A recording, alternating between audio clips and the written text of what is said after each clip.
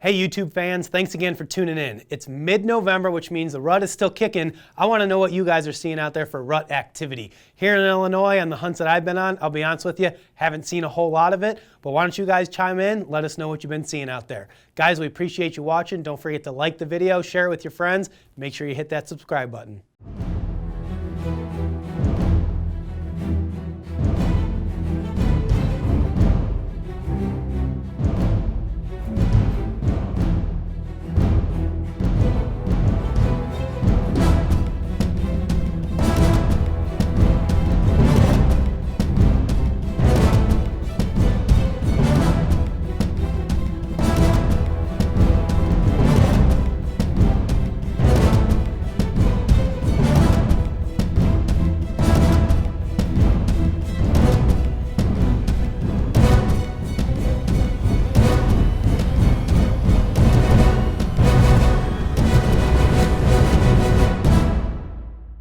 Hey guys, welcome to another episode of Bow Hunt or Die. As you can see, Todd's not here, so we decided to switch it up this week. You know, it's mid-November. Neither Todd nor myself have managed to shoot an Illinois buck. Todd's still out there hard after it, but I think he's about ready to jump out of his tree stand here pretty soon if he doesn't get a buck on the ground. We've only got a couple more days till firearms season, so Todd's hoping he can still make it happen. But guys, this week we've got a couple great hunts for you. Up first, we're actually going to join Neal McCullough, who gives us an update on his Minnesota season, and then we jump down to Wisconsin as he harvests a great buck. So let's check on that now.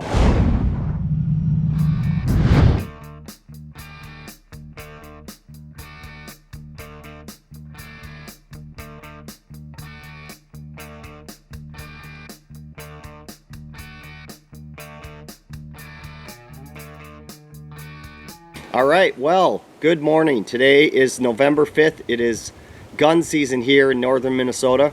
I wanted to provide you guys a little bit of an update with my season. We've been up here enjoying the snow and the cold, and had a little encounter with a doe and a fawn yesterday, but it's been relatively slow for me up here. It's usually how it is. It's not a tremendous big buck area, but we have a good time, and usually try to sit here every opener with my bow. But I did get a chance to get out to Wisconsin last week and had actually pretty good success, especially with deer movement for younger bucks. We had a little bit of chasing going on with a young buck chasing a doe around our stand. I passed an 8-pointer twice, both times within 15 yards of the stand, but he just wasn't quite the caliber that I'm looking for. Had an encounter with two different shooters. One we got on camera. He looks to be a big, heavy 8-pointer. The other one we saw, and we actually got a new trail cam picture of him.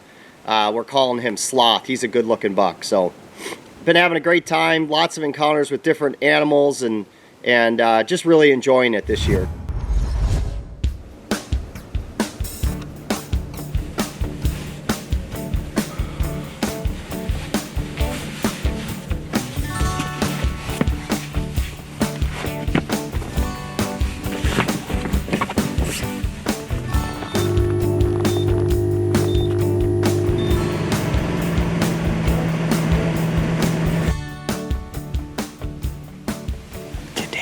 November 7th. It's a perfect day to be bow hunting. High pressure, about 30 degrees. Light northwest wind blowing. We are set up overlooking a big bedding area, basically to our north and west, all out in front of us. The wind's blowing up and over this bluff behind us.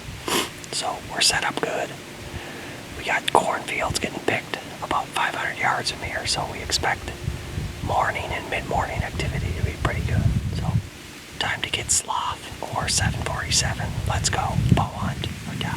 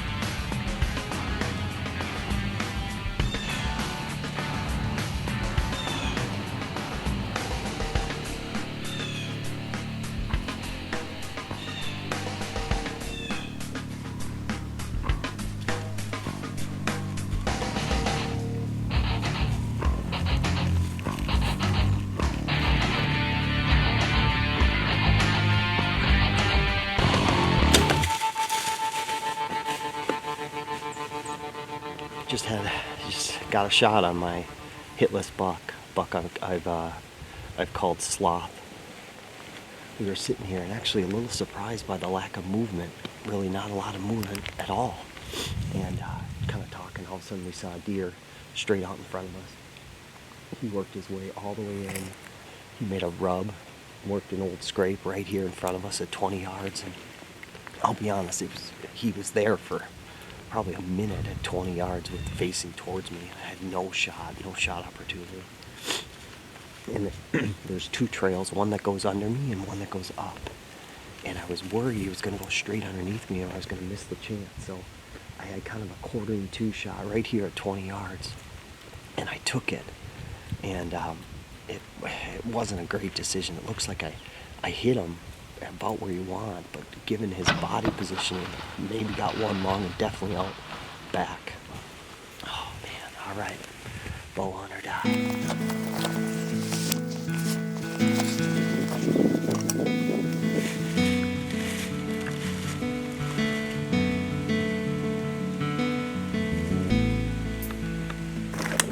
Good bright red bubbles and blood on here, but it's definitely went through the guts as well. So our game plan now will be, we're gonna just go up here and see where he stood. It's only about 10 yards. See if we can find any blood, any sign of anything.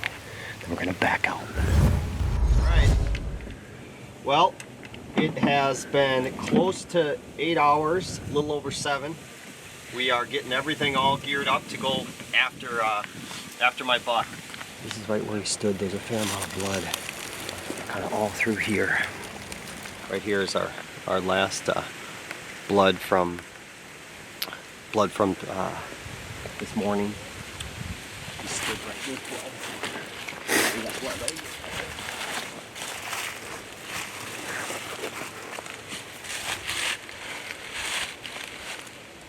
We got brown.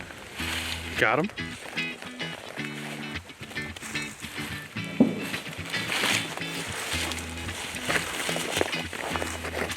Yeah, that's his bed right there, baby. We got him. Woo-hoo! Yep. We made the right choice. Look at this bed right here. Giant. Oh my goodness. Oh my goodness.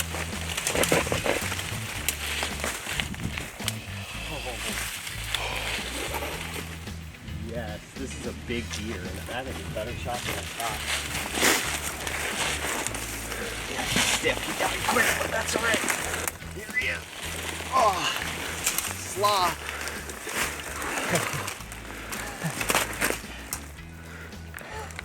Unbelievable. We got it done. I am pumped. You were right, Grant. It was a great shot. He didn't go hardly anywhere. He's 150 yards, not even from the stand.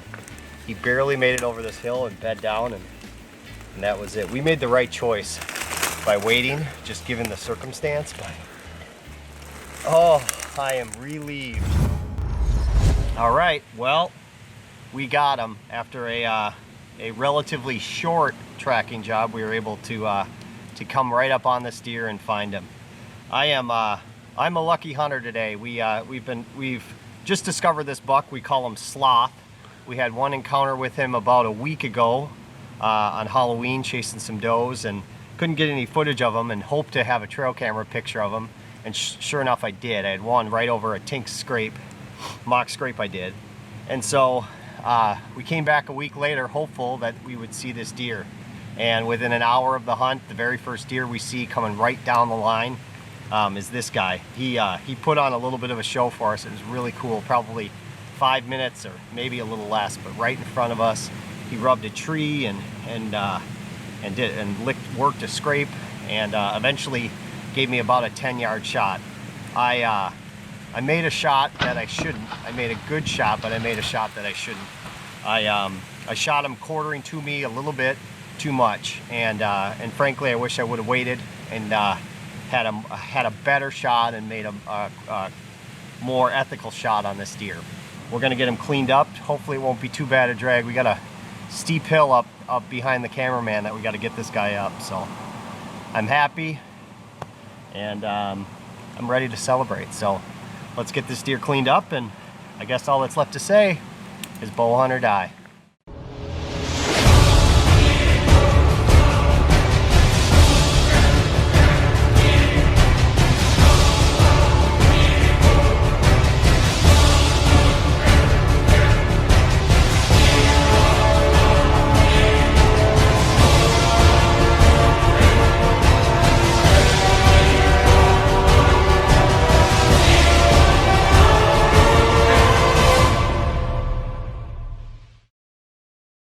Well, first off, congratulations to Neal on a great buck. You know, when I first saw that footage myself, I thought, Neal, man, why did you take the shot? You know, that deer was definitely a little bit quartering towards him, but I think what I didn't maybe realize is that, you know, Neal's vantage point was a little bit to the right of that camera guy, which makes that angle not quite so severe. As it turns out, yes, the deer was quartering towards him, but Neal did get a double lung shot. Yes, the arrow exited out the guts. We could see it, but ultimately it turned out to be a good shot. I think you probably got a little bit lucky. I know I like to personally avoid those quartering two shots. I know Neal does as well, but sometimes when you get caught up in the heat of the moment, the deer's 10 yards away, you're confident you can make the shot. In Neal's case, he did this time, so congratulations to him. Kind of a cool rack that buck had, as you guys could see in the footage when he was coming in. It looked like his left rear leg was broken. It was kind of just flopping around, which translated into that right antler kind of being malformed. I've always thought that was interesting how an injury on one side will affect the opposite side antler. So a cool, non-typical buck for Neal. Great way to end his Wisconsin season. Guys, next up we're going to join Clinton Fawcett's going to give us an update on his season. He's been close on a lot of great bucks here in Illinois. And then when he's done, we're going to hop in a tree with him and Franki Clark on a great October hunt.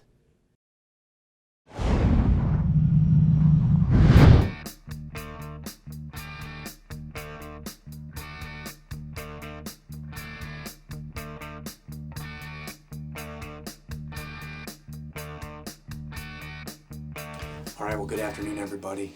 It's 3:45 on the afternoon of November the 9th. I just got in the blind and got set up, and I'm running a little late today because I went to the kids' Veterans Day program at the school to honor the veterans in our community and my brother-in-law, Ty, and, just felt like that was really important to do today, and, caused me to be a little late getting the blind. So if you're a veteran out there, thank you for your service. We greatly appreciate it.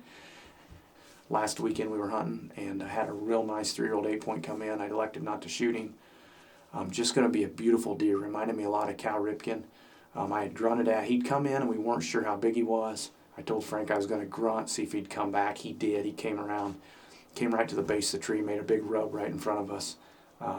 It was just a really cool encounter. We saw several other small bucks that morning, and then that was it. The next night we hunted, I had a giant 7-year-old buck. It's got one horn and a busted up rack on the other side. Now, I had a cameraman up until that point because I told Frank had said, I'll film you. Since I've killed one, I'll film you. But you only get to pass so many, and then I'm going back to hunting. And that was the last straw for Frank. If I could have, he could have figured out how to shoot him right-handed with my bow, he would have tagged out. But I don't know. He just didn't make my heart beat. It was a great encounter. He came right down through there, got right on us. He was snort-wheezing at the base of the tree. He came down through there following this other really nice stud 2.5-year-old deer that's up there. And, I just couldn't do it. So, I elected not to shoot him. Since then, I've had 2 other good hunts. Tuesday morning, I was on a big deer, and Frank's working night, so he wasn't hunting with me. And he was coming in, and I thought I had him. He come right to the base of the tree on my left-hand side, had the camera set up on my right, had it wrapped around the tree filming him coming, and I thought, man, I'm going to let him get up here and walk right by me, and once he gets past me, I'll get my bow off the hanger, and I'm going to drill him at about 15 yards. And, he just knew something wasn't right. He couldn't smell me, but he just looked up there one time at me, and I think he saw I had my hand up on my bow, my arm up on my bow, and just some stuff going on. I wasn't moving, but he just, how those big deer are, he just knew. So he just backed up and walked around the tree the other side and on down the ridge. Now, of course, I couldn't swing around and shoot him because he was going to pick me off, so he just left. But, man, what a beautiful deer. If we don't end up shooting that deer, he's going to be a mega giant. But as far as the hunt goes tonight, if anything else happens, we'll bring it to you here as I'm talking. But if not, we're going to click over now to Frank's hunt and let you guys watch it. This is a farm that we just got permission to hunt this year. It's a spot that I had just seen the day before when I was driving my Tahoe around the field, kind of scouting, and it just felt right. So it's October 22nd, about 3:35, 3:40. We're gonna slide back in here. We actually got a new farm to hunt, and it's right next to where Tyler's hunting. He's just hunting right over here.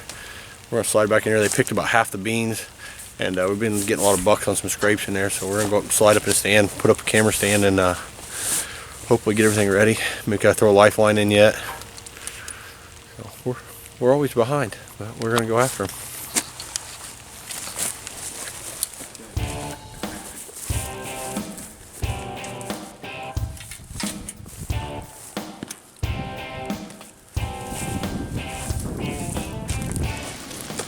Well, we made it in. Everything's situated. We had to put a camera stand in. We're gonna sit back and just try to stay dry. The rain was supposed to end at like noon or 1, and of course now it just popped back up. There's a bunch more coming. So.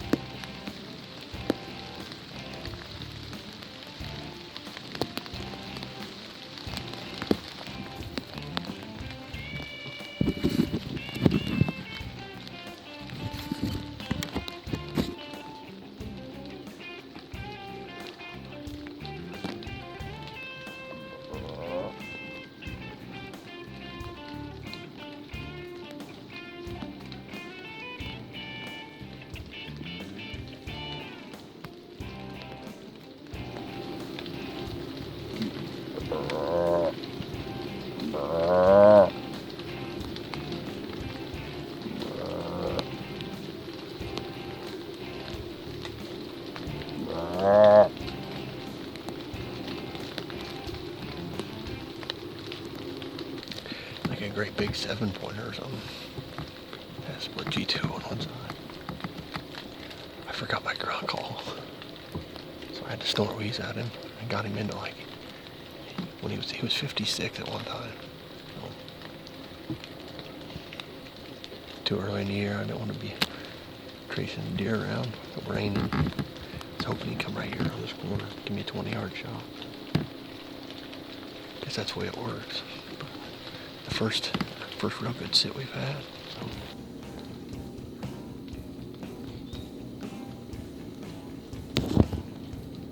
You can shoot him too if you want.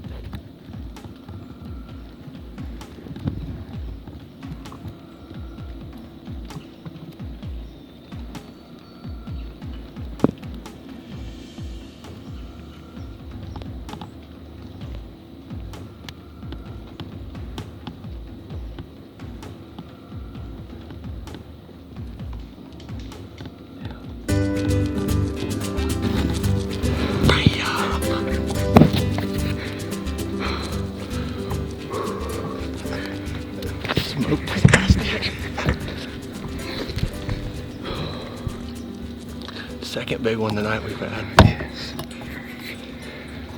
Like 145-inch 10, 4-year-old 10-pointer. I got a ton of pictures of it. Snort waved at him and he started to come, and then he smelled where that other buck had made a scrape over there. So he went over and worked that scrape. It was all like I thought he forgot about us, and he started to come, and then he started angling. I ranged it. It was like 38, 39 yards. And I pinwheeled him, dude.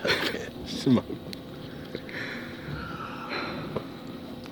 Thank you, Lord. Thank you, Lord. That's how we started out, buddy. That's what we do, boys. That's what we do.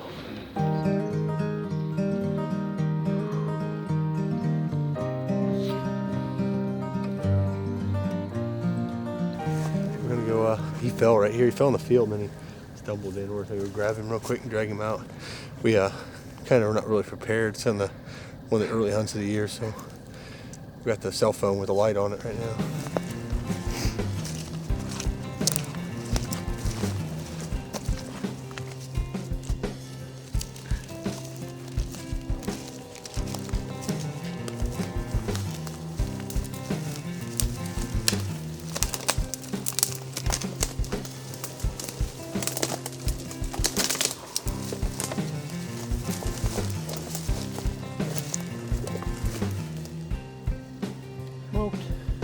Cha-ching. Well, we had a hell of an evening.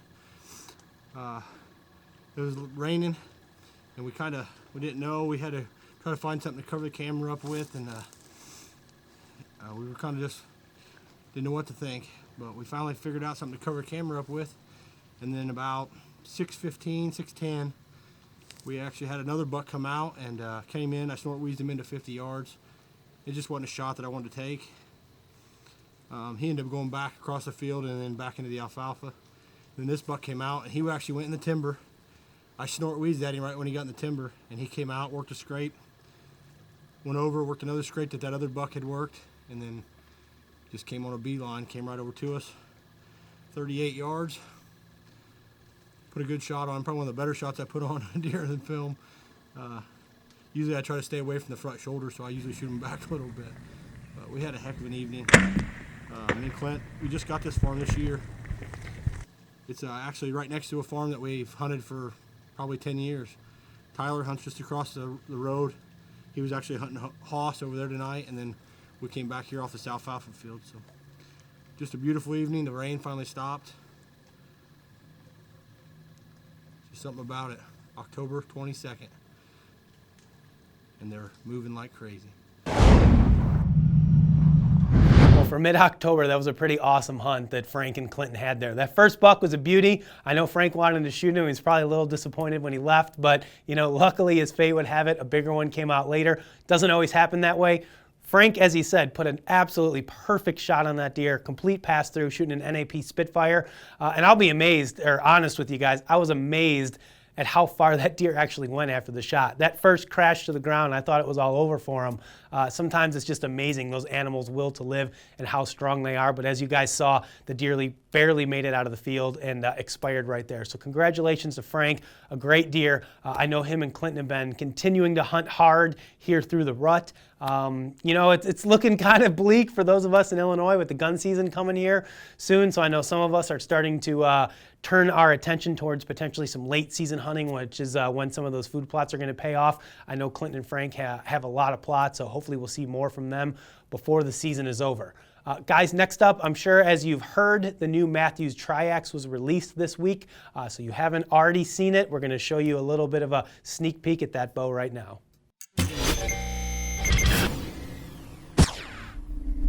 I'm Justin Czar with bowhunting.com. Today we're here to take an exclusive first look at the new for 2018 Mathews Triax. Now, first thing you're going to notice when you see this bow is it's very short and compact. This bow is actually 28 inches axle to axle, so it's going to be 4 inches shorter than last year's offering, which was the Halon 32, which is great if you're a ground blind hunter or you're a tree stand hunter, you're looking for more of a compact package. This is definitely the bow for you.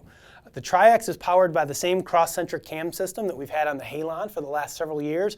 Extremely smooth drawing, extremely efficient, very powerful. This bow is going to produce speeds of up to 343 feet per second, and it's got a 6-inch brace height.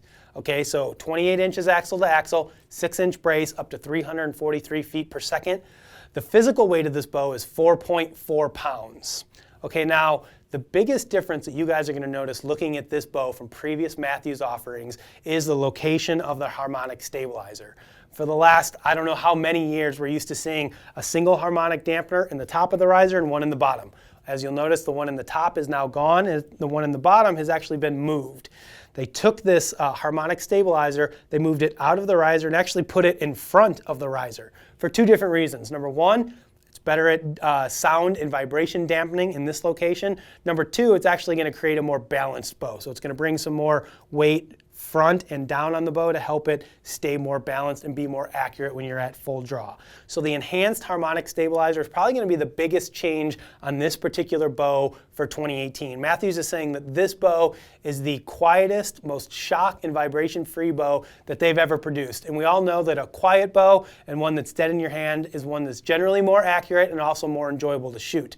So guys, if you're in the market for a compact hunting bow that's extremely quiet and has a lot of power, the brand new Tri-X for 2018 may be the bow for you. If you guys want to learn more, you can visit MathewsInc.com. Of course, you can check them out now at your local Mathews retailer.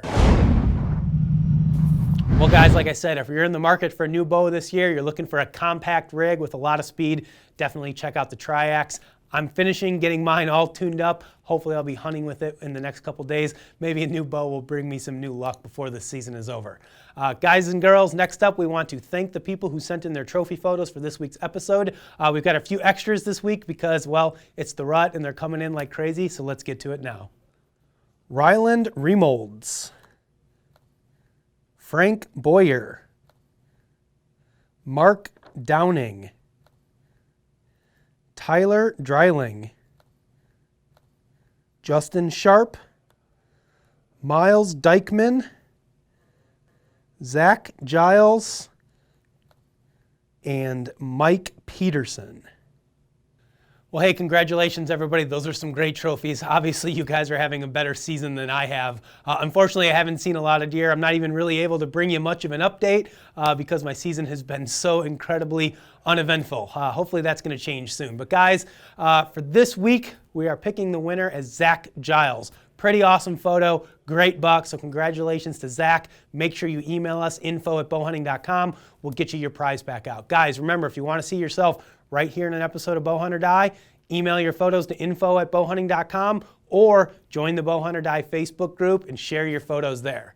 Now guys, that's all the action we've got for this week's show. As I said earlier, it's mid-November. The rut is still going. There is still time. Don't give up hope yet. As I said, it's going to be firearm season in Illinois, but remember, if you have a firearms tag, you can hunt with a bow so long as you're on private land. Just got to make sure you wear your orange. So good luck to everybody out there still hunting. I know I'll be after it here in a couple days. Hopefully the luck turns around. If you guys haven't shot a buck yet, keep up the hard hunting. Make sure to shoot straight, wear your safety harness. We'll see you next week right here on Bowhunt or Die. For more exciting action, be sure to follow us on Facebook, Twitter, and Instagram and receive live updates from our team members as well as the latest happenings in the bow hunting and archery world. Be sure to share your photos, stories, and experiences as well. And don't forget to pick up your official bowhunting.com and Bowhunt or Die gear by visiting bowhunting.com/gear. We have a full selection of hats, shirts, decals, wristbands, and much more. There's here. A little sophistication look here on our cell phone. 22nd all day. Well, today is the day. Let me try that again. 3, 2, 1, and see what happens. So I'm gonna have to film that one more time.